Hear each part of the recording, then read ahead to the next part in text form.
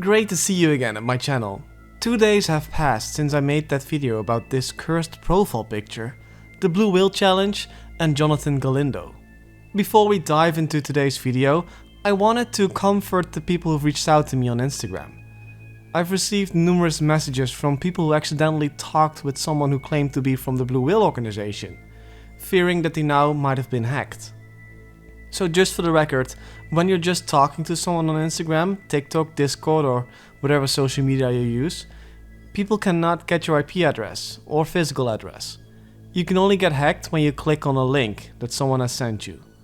So you can just block these accounts and they won't be able to get your information, even though the person might claim they can. Obviously, you should never have any personal information publicly displayed on your profile or under your post. Alright.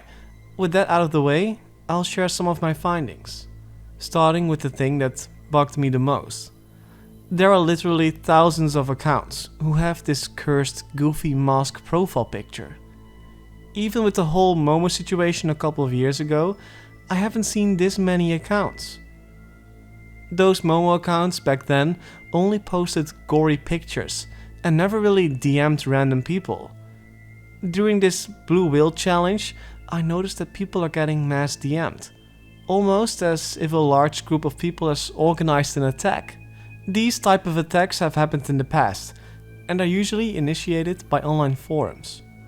But after diving into Reddit, 4chan and a couple of other websites, I wasn't able to find any posts relating to the Blue Whale Challenge or a mass attack. I didn't want to stop there, so I continued my search on social media, such as Twitter, TikTok and Instagram.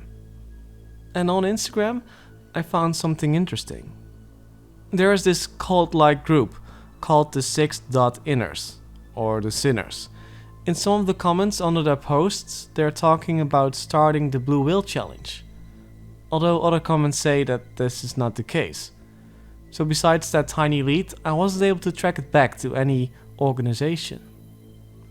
Next step on my list was to find out what the first account was that mentioned the name Jonathan Galindo. After some research, I landed on a TikTok account named Jonathan Galindo 54. This account was 3 weeks old. Unfortunately, just when I was browsing the profile, it got deleted by TikTok or the user itself. I asked and looked around on the internet and found out that the account was following 2 girls.